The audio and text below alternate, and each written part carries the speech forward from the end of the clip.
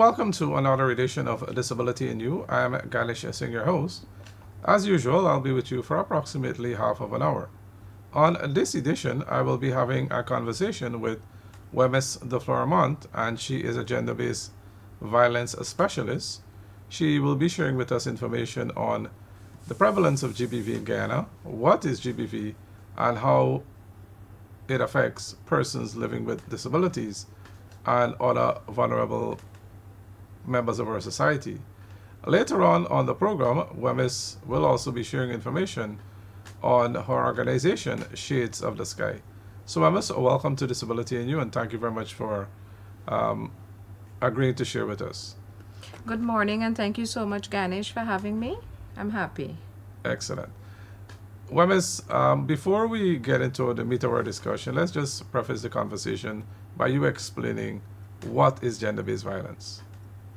All right, so gender-based violence really is an umbrella term. An umbrella meaning it covers a wide variety of issues that says whatever causes harm to a person, and that means men, women, children. And so oftentimes when we hear about gender-based violence, we think, oh, men beating women. But really, it's a multitude of things. So that umbrella term covers 4 areas: psychological/mental, and then we're talking about physical, which everybody seems to think that that is what gender-based violence is. And then, of course, we have sexual and then economic. And, of course, both men, women, and children can be victims or survivors of gender-based violence. But the thing to note here now is that while men may have isolated incidences of gender-based violence, for women it is prevalent.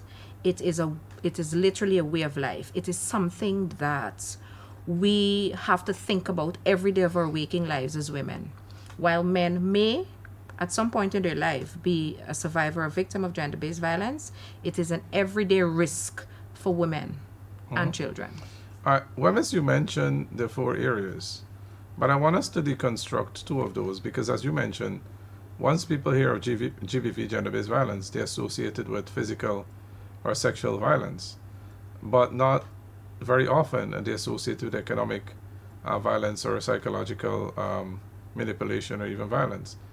Deconstruct psychological and economic a bit more so that the general public can have a clear understanding.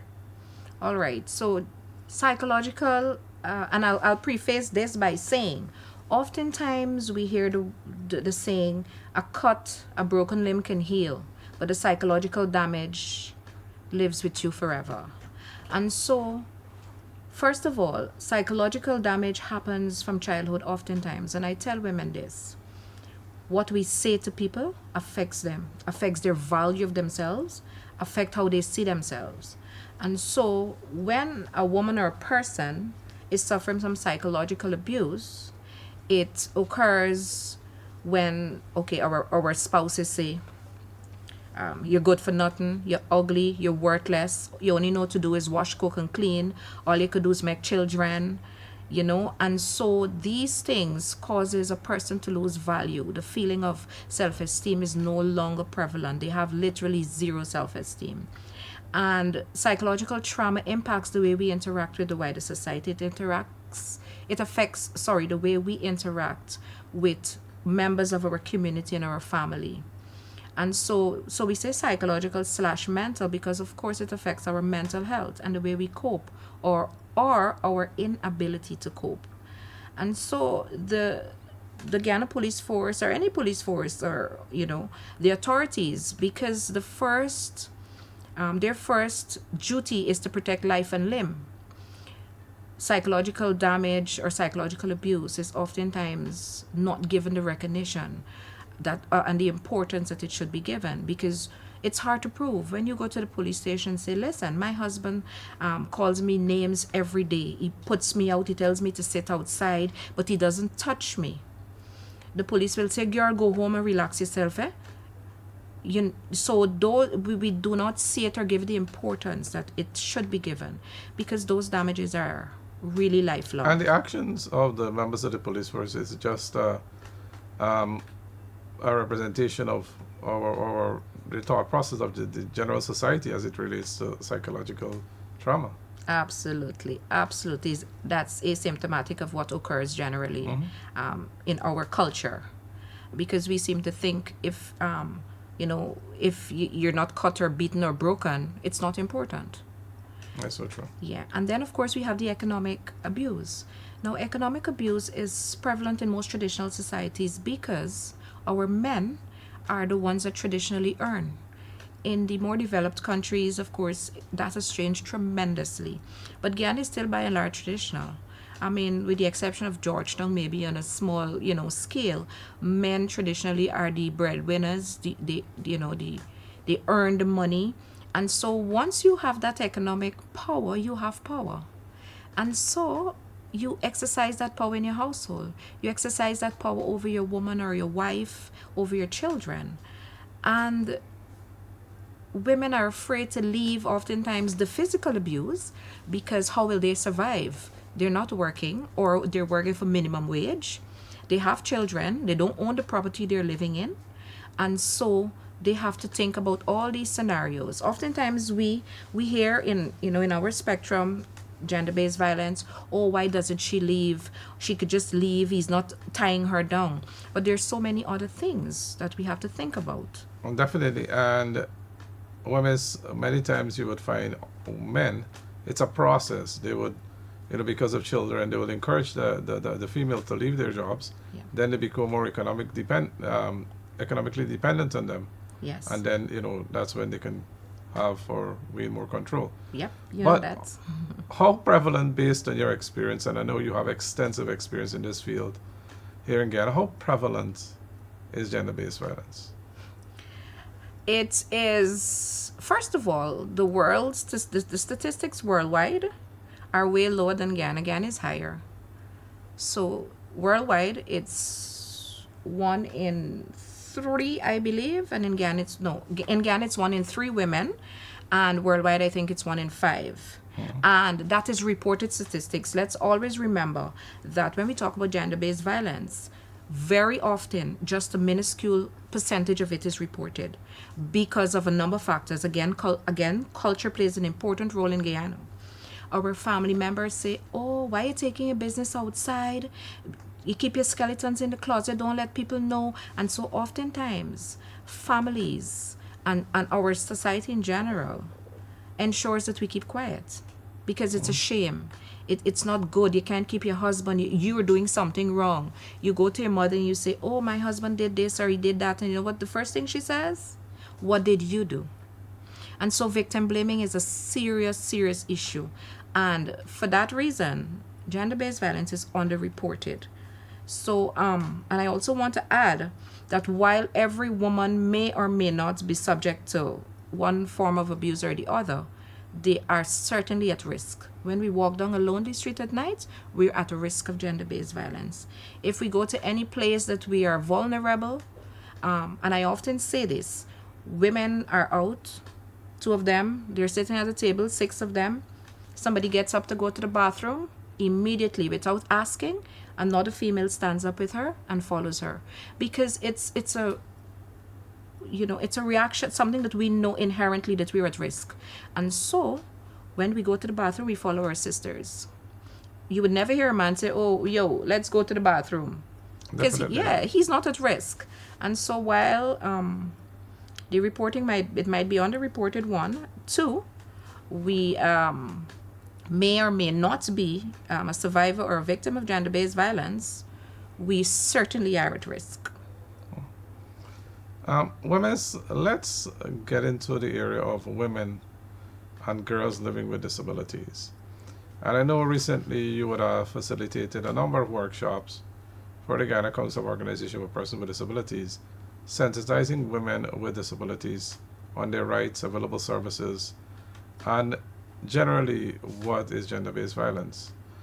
Again, from your experience in the field, how prevalent is gender-based violence within the disability community, and do you think it is more prevalent than in general society? Ganesh, Yes and yes to both of those. And let me explain. So, obviously, like I explained, women are at a higher risk of gender based violence. Now, when you're a woman, that's the first thing, with a disability, you're 100% more likely. I have spoken to 100% of those persons over the last couple of weeks and so on, doing those workshops with them. And each and every one of them has been a victim or as we say, survivor of gender based violence. And we're not talking, well, all the time sexual, but we're talking about the emotional and the psychological as well, where they say, and they literally quote them and say that people say, oh, get your llama to self, you're retired. And so these things are, and it breaks them down more. So definitely 100% of persons that I have spoken to living with disabilities are survivors of gender-based violence. And even the economic aspect, because of the most persons living with disabilities live in impoverished circumstance, or they depend on people for their basic needs. Yes. That put them at even higher risk. Absolutely. So they're dependent, and again, power. When power is taken from you, people can do you anything. And then mobility. And so they depend a lot on persons in their homes, in their familial circle, and so on. And so all those things contribute to gender-based violence being perpetrated on them. Women's, we're going to pause for a break. Upon our return, we'll continue to discuss gender-based violence. We'll deal more specifically with available services. Yes. And then we'll discuss Shades of the Sky and the work that you guys are doing. Okay. Tell us, what are some of the services available here in Guyana for women, not just women living with disabilities, but women in general. I know recently you would have been helping to develop a referral pathway and so forth. So just explain to us some of the available services and what someone can do if they're affected by GBV. All right. So first of all, thanks for that, Ganesh. So oftentimes we talk about GBV, we talk about this is affecting us, but one of the most important points that you raised is, what can I do if I've been abused? What can I do if I know someone who has been abused? And so the United Nations Population Fund, while I was working with them in collaboration with the Ministry of Human Services and Social Security, embarked on a project to map the services in Guyana. So we mapped all the different services that respond to gender-based violence, as well as sexual and reproductive health services. And that mapping, the result of that mapping, we compiled it, and it's in what we call a referral pathway. And this is all that it is, a referral pathway, the path that you take when you refer persons who are affected by different issues to the different services that matches them. The thing to note about the referral pathway is that it is for the persons, the professionals working in the field. We call them gender-based violence actors. And so we're talking about NGOs, we're talking about government institutions, we're talking about the healthcare institutions, and so on. So that referral pathway, because it has a specific set of forms that goes along with it, and it's a referral form, and so there's a referral form that's supposed to be used across the board, but really it is by region. It is done by region. So region 1, 2, everybody has their own referral pathway because of the nature of course, Guyana. And services would be different in those regions. Absolutely. What may be available in 6 may not be available in 2. And so ensuring that you're able to reach the services in your particular community, it was done by region. The thing to note, though, is that on the referral pathway, it has the organization and it has contact information. And I know that the plan is to print these as poster sizes and have them in public places, hospitals, clinics, schools, government offices. So at a glance, you can see a number, a name of an organization and a number. And then it's further grouped under whether it's psychosocial support, whether it is psychosocial mental health, whether it is sexual and reproductive health, whether it is even food security. And so you can, at a glance, see what area has what. And so I'm told by the United Nations, Mr. Bino, that it has been approved and they are just working out some minor kinks before it's printed and disseminated. So it'll be disseminated widely so that all women can be able to access this? Every person or can. Every person, Yes, even men? Absolutely. moving from along with that, we have what we call a pocket guide. Now, the gender-based violence pocket guide really is a little brochure, a little pocket thing that you can fit in your pocket with some information, and that really is persons who are in the community members can use it and assist. So it tells you what to do, like if a neighbor reports to you they've been abused or violated, and so the pocket guide gives you some specific guidance to what to do. Maybe accompany them to the police station, accompany them to the health center, gives you that guidance. But the thing to note is that also the Ministry of Human Services have developed, of course with support from the UNFPA, what they call the 914 and the iMatter app. They go together. So iMatter, everything that we've spoken about, frequently asked questions, facts that you need to know about gender-based violence for persons with disabilities, for the elderly, for children, all are in the iMatter app.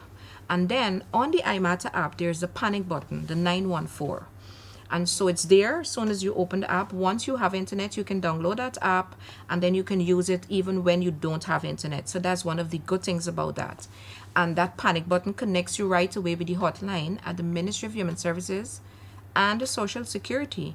And those operators are in contact with the police stations in the various regions and areas. So what happens, and I personally have vetted this service and I have found it to be working. And so you call the operators, and if you need that first response right away, they have the police station's numbers, cell numbers, and so on, and they connect and they go to the homes immediately where that help is needed. So just help me to understand the panic button. So the panic button leads to the 914. Immediately, it's 914 and it's a call button. You can also access it online anywhere. It's a toll-free number. And you would have to give the persons your location, right? Yes, you have to give them, but So that's there's- confidential again. So a neighbor can report it and not be worried about if the perpetrator will come and burn down the house next day. Yeah, but there's no way of once you hit that panic button, they would geotag you and send someone. No, That's not yet. Oh. I'm not aware of that yet with the geotagging. You have to tell them your address. no problem. Yeah. Well, Miss, is there anything else that you want to share on gender-based violence before we head in the direction of Shades of the Sky? All right. I'd just like to say that gender-based violence is so prevalent that if we're not our sisters and brothers keepers, we're not going any place in this society. We need to understand that gender-based violence does not just affect women. It affects our children. It affects our families, and of course our communities. We have seen, in the last couple of months, thank God, the violence has been at least not reported as much, but we've seen the murders, we've seen the maiming, and of women by their partners. And so we all have to speak up. We all have to be able to join in this fight, because our families and communities and our children are affected. Definitely. Yes. Well, Miss, considering your experience in gender-based violence and all the work that you've been doing with different agencies, prior to our interview, you would have mentioned that you've been part or the founding team of Shades of the Sky, and that's a non-profit organization that works with all vulnerable groups because of the intersectionality with those marginalized communities.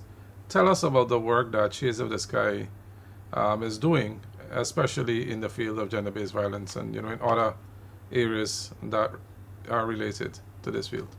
Thank you, Ganesh. All right. So thanks for that. Shades of the Sky, as we fondly call it, SOTS, is, of course, a nonprofit that first and foremost started with gender-based violence. And so because of my passion for working with persons affected by gender-based violence, as is evidenced by the various places I worked and collaborated with, we decided that, and as a team at SOTS, we decided that, listen, an NGO is needed, not just an NGO that speaks to gender-based violence, that speaks to persons with disabilities, that speaks to children, that speaks, to the LGBTQI plus community, but because we understand the intersectionalities of the way that GBV interacts. And like we spoke about earlier, when a person is living with a disability, especially a woman, she's 100 times more likely to be a survivor of gender-based That's so violence. true. And so, and we also know that the LGBTQI plus community, by virtue of their lifestyle, and especially in a country where our standards with our religious beliefs, is so high, it it causes them to be, victims of gender-based violence. And And many of times, because of them having to live secret lives, they're at risk because they are afraid of reporting Exactly. instances where, and persons would know that they're part of the community. Exactly. And Ganesh, we work in this place, in this space, and we understand how these things intersect. And so, for the most part, we have really been, we have a Fix Her Crown campaign. The Fix Her Crown campaign really is, that's what it is. We say, rather than tear down another woman, let's help to fix her crown. And so we have partnered with some hairdressing salons across Georgetown, and they have generously offered to provide free training to women who are vulnerable in terms of the economic vulnerability. And because we know that if you don't have money, you're at the mercy. And so once they have training and they can earn their own money, we know that that will, of course, necessarily lead to them being able now to take care of themselves and if they have children. And then we've been working with a community on the Kurukuru Linden, Suzdike Linden Highway, and that's a Venezuelan migrant community. And you would be surprised. I mean, we hear in all the outlying regions, we have all these Venezuelan women and so on. But right here in Region 4, on the Suzdike Linden Highway, there is a large community of women, mostly women and children. There are more children than women in the community that are really vulnerable. So we've been able to share some food items with them after we got some items from Food to the Poor. We were partnered with John Finance Limited. They gave us some items as well. We got CIOG, of course. They gave us personal care items, and of course, we did some fundraisers and we were able to give them some assistance. Currently trying to get some mattresses for them because there's so many children and they're just on like blankets, sheets, Yeah. cloth on the earth. And so we're really trying to do some more with that. We also have we had a back to school, and this is every year we're trying to do that. Of course, the back to school efforts, and that's in Region 9 as well as Region 3 and 4. And so we have partnered with some relatives overseas, and so they would normally send, the backpacks that packed with the little, Yeah. items and so on. I mean, sometimes these things doesn't seem like a lot, but to the recipients, it mean a whole lot. Definitely, because you're in a position where you have it. You would not see the importance or the significance of something like that. But for the Yes. person who are in a vulnerable situation and are in need, it's a big thing. I know based on the work that we've been doing too. Yep. Well, Miss, what are some of the plans moving forward for Shades of the Sky? All right, thanks. We definitely are going to be engaging the young adolescent mothers who are HIV positive. This is a very vulnerable group. Vulnerable because one, they're adolescents. Two, they're adolescent positive. mothers. And they're Three, adolescent they're mothers. you know what I'm saying? And so the fact that they're mothers, some of them got pregnant before 16, so they were children. And so they are in a specific group that has specific needs. And so I myself was a teenage mother, and so this is one of the areas that I find is one of my calling, to work with adolescent mothers. But they now are more vulnerable because, of course, they're HIV positive and they have these children, and then they don't have training and education. So many issues of and risks and issues of gender-based violence they've been battling with. And so this is one of the projects we're moving forward with. And of course, we will continue to work with the families on the highway. The children are our main concern, of course, because having children in those circumstances and under those conditions are absolutely horrible. All right. Well, Miss, if anyone would like to donate to any one of the causes or to partner with Shades of the Sky, would you like to share the contact details or how they can get in touch with Shades of the Sky? Absolutely. And so we're on IG, we're on TikTok, and we're on Facebook, just as Shades of the Sky. And we are currently soon you'll be seeing a lot of us. We'll be having two fundraisers. We're having a raffle, and we'll be offering household items like refrigerators, stove, appliances, and so on.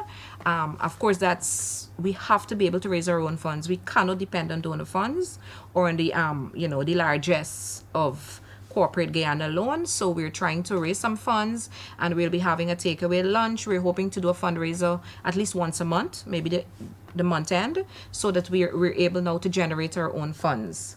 And that, of course, those proceeds are going to the adolescent mothers, and of course the families, the children, and the mothers, and so on, that living with HIV/AIDS, and the children on the Linden Suzdijk Highway. Can't spread ourselves too thin, because Definitely nobody not. will benefit. Definitely not. Well, Miss, best wishes with Shades of the Sky and the work that you're doing with vulnerable groups. And I want to thank you very much for sharing with us on gender-based violence as a whole. Thank you so much, Ganesh. Thank you, and this is the end of another edition of Disability in You. I'll be back next time. Do stay tuned and be safe.